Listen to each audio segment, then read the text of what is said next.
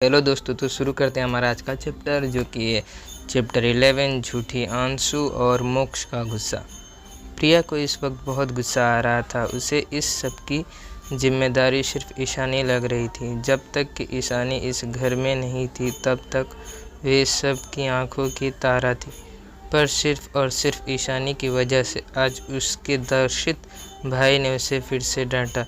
वे सब कुछ भी करके फिर से सबकी नज़रों में ईशानी को गिराना चाहती थी, ताकि वे सब फिर से ईशानी को इग्नोर करें और सब उसे भला बुरा कहें। पर उसे तो पता नहीं था कि यह पहली वाली ईशानी नहीं है जो इसकी चाल में फंस जाए। यह किसी को कुछ भी सोचने से उसे कोई भी फर्क नहीं पड़ता था। उसने अपनी आंखों में झूठी आंसू लाते हुए सबको देखा, जैसे वे कितनी ही दयनीय हो। तभी राहुल ने उसकी आंसू को पोंछते हुए बोला, तुम चिंता मत करो, ये मेरा फैसला है, क्योंकि मैं तुमसे शादी करना चाहता हूँ। उसकी बात सुनकर प्रिया ने दिल ही दिल में राहत की सांस ली। अच्छा हुआ कि राहुल अभी भी उसका है। वे ईशानी को इस बात से ज़रा नीचा धकेल सकती है और अपनी फीलिंग के हिसाब से काम कर सकती है। वहीं समीर ने प्रिया पर ज़्यादा ध्यान ना देते हुए बोला, अगली बात अपनी बातों पर ध्यान रखना। तुम जो कहना चाहती हो उसे किसी और को ठेस पहुंच सकती है। इतना कहकर वो वहां से उठकर रूम की तरफ चला गया। रिहान और अयान को समझ नहीं आ रहा था कि वे क्या बोले। उनके दोनों भाई आजकल प्रिया पर कुछ ज़्यादा ही सख्ती बरत रहे हैं, पर अगर उन्हें याद होता कि उन सब ने ईशानी के साथ कैसा व्यवहार किया है तो उनकी यह सोच अभी ख़त्म हो जाती। वहीं प्रिया को ऐसा लग रहा था जैसे वे अपने सपोर्ट खो रही है। उसने अपने आंखों में आंसू लिए अपने माँ पापा की तरफ देखा तो सुकेत जी बोले, डोंट वरी बेटा, दर्शित थोड़ा गुस्से में है, इसीलिए सबकी बातों को दिल पर मत लो। तभी रोमा बोली, पर अंकल आंटी, आपको ईशानी को सज़ा देनी चाहिए। आपने देखा नहीं वो कितनी एरोगेंट है, वे बड़ों से ठीक से बात भी नहीं करती है। तभी मोहिनी जी भी बोली, हाँ आरती जी, आपको अभी से उसे अपने कंट्रोल में रखना चाहिए, नहीं तो आगे जाकर उसके इस व्यवहार से हाई सोसाइटी में आपका ही नाम खराब हो सकता है। वहीं सुकेत जी और आरती जी उनकी बातों से सहमत थे, पर जब उन्होंने सोचा कि कैसे उन्होंने कभी भी ईशानी पर ध्यान नहीं दिया, उसे दोषी ठहराया, तो वे समझ नहीं पा रहे थे कि क्या कहें, क्योंकि ईशानी पहले बहुत अलग थी, पर इन 4 सालों में उसने बहुत बदलाव आ गया था। जब समीर फाइल लेकर नीचे आया तो उनकी बात सुनकर उसे थोड़ा गुस्सा आया। आपको उसकी चिंता करने की ज़रूरत नहीं है मिस महाजन, वह बहुत समझदार है, और ऐसे भी किसी को नहीं पता कि ईशानी इस घर की असली बेटी है और ना ही अनाउंस हुआ है, इसीलिए उसकी वजह से किसी का नाम खराब नहीं हो रहा है। ऐसे भी ईशानी आपकी और मेहरा फैमिली की कहीं ज़्यादा इन्फ्लुएंस रखी है। बिजनेस वर्ल्ड में शमीर ने बिना किसी इमोशन के बोला, क्योंकि उसे ईशानी की 4 साल की कोई भी इन्फॉर्मेशन नहीं मिली थी और उसे ये अभी नहीं पता था कि रायज़ादा फैमिली से ईशानी की स्ट्रॉन्ग बॉन्डिंग है। समीर वहाँ बिना रुके बाहर की तरफ चला गया। वहीं उसकी बात सुनकर महाजन फैमिली शॉक थी। तभी राकेश महाजन बोले, सुकेत जी, आपके बेटे का कहने का मतलब क्या है? वहीं सुकेत जी और आरती जी को समझ नहीं आ रहा था कि वे क्या बोले।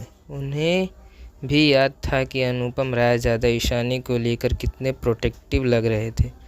अगर उन्हें पता चल गया कि किसी ने ईशानी से कुछ बेइज्जती कर दी है तो वे पक्का उससे बदला लेंगे।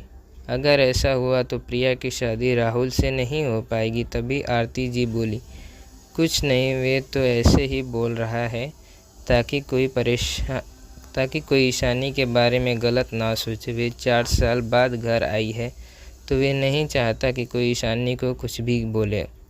जब महाजन फैमिली वहाँ से चली गई तो सबने एक राहत की सांस ली। मैम, डैड, क्या समीर भाई की एंगेजमेंट भी अगले हफ्ते होगी। उसकी बात सुनकर सुकेत जी बोले, हाँ, हम उनसे बात करके डेट फिक्स करेंगे।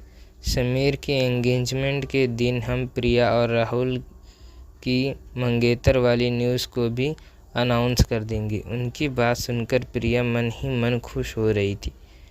उसका प्लान जो पूरा होने वाला था, उसने ठान लिया था कि जैसे उसने ईशानी के मंगेतर को छीन लिया, ऐसे ही ईशानी से सब कुछ छीन लेगी। वहीं ईशानी अपने रूम में बैठकर अपनी कंप्यूटर में कुछ काम कर रही थी। उसकी उंगलियां कीबोर्ड पर तेज़ स्पीड से चल रही थी। थोड़ी ही देर में कंप्यूटर स्क्रीन पर एक लोकेशन शो होने लगा। ईशानी के होठों पर उसे लोकेशन को देखकर डेविल स्माइल आ गई। वहीं दूसरी तरफ एक क्लब में जहां बहुत सारा शोर था, उसकी एक प्राइवेट रूम में 3 लोग बैठे हुए वाइन पी रहे थे। तुम क्या सोच रहे हो? मुझे तो विश्वास ही नहीं हो रहा है कि तुम जैसे ब्रह्मचारी को भी प्यार हो सकता है, एक लड़के ने हंसते हुए बोला, जो दिखने में बहुत हैंडसम था। वहीं उसके पास बैठे दूसरा लड़का उसे नज़रअंदाज करके बोला, अच्छा, ये तो बता दो कि कौन है वह हूर की परी जिसने मोक्ष राजवंश नाम के डेविल के दिल में भी प्यार जगा दिया। वहीं सामने बैठा शख्स जो कि मोक्ष था, उन दोनों को देखते हुए बोला, ईशानी मेहरा। यह कहते वक्त उसका लहजा थोड़ा नरम था। उसकी इतनी नरम टोन सुनकर उसके दोनों दोस्त उसे आंखें फाड़कर से देखने लगे। क्या यह सच में हमारा ही दोस्त है? एक ने हंसकर बोला तो मोक्ष उसे घूरते हुए बोला, शट अप तेजस, वरना यहाँ से सीधा बाहर फेंक दूंगा। मोक्ष की बात से वे चुप हो गया, क्योंकि मोक्ष थोड़ा गुस्से में लग रहा था। तभी पास बैठा दूसरा लड़का, जिसका नाम वरुण था, वह उसे देखते हुए बोला, शांत हो जाओ, इतना गुस्से में क्यों? तभी नमन अंदर आया और बोला, मोक्ष के सामने सिर झुका के बोला, बॉस, हमने मैम पर नज़र रखा था। ऑफिस से जाने के बाद वे रायजादा मेंशन गए थे और शाम को वापस मेहरा मेंशन चले गए। नमन की बात सुनकर मोक्ष बोला, क्या तुमने पता करवाया कि ईशानी ने उनके रिलेशन के बारे में? नहीं सर, ज़्यादा तो कुछ नहीं, पर बहुत कोशिश करने के बाद इतना पता चला है कि उनके बीच बहुत क्लोज रिलेशन है और कुछ महीने पहले मैम को रुद्र रायजादा के साथ देखा गया था। दोनों बहुत क्लोज थी। ये न्यूज़ भी आई थी कि कुछ मिनट में ही ये न्यूज़ गायब हो गया, पर हमारे लोगों को इन्फॉर्मेशन ढूंढते हुए इस बारे में पता चला कि नमन इतना कहकर चुप हो गया। तभी रूम के कांच की टूटने की आवाज़ आई। जब सबने देखा तो मोक्ष के हाथ में टूटा हुआ गिलास था, जिसे उसने गुस्से में हाथों में ही तोड़ दिया था। उसकी आंखों में गुस्से से लाल हो गई थी। उसका ऑरा पहले से और भी ज़्यादा खतरनाक हो गया था। पता करो उस रुद्र रायजादा के साथ ईशानी के क्या रिलेशन है, और मुझे कल तक सारी इन्फॉर्मेशन चाहिए, वरना अपनी सज़ा भुगतने के लिए तैयार रहना। मोक्ष ने नमन को देखते हुए अपने कोल्ड खतरनाक आवाज़ में बोला। उसकी इतनी खतरनाक आवाज़ सुन एक पल के लिए तो तेजस और वरुण भी डर गए थे। नमन डरते हुए जी बॉस बोलकर वहाँ से चला गया।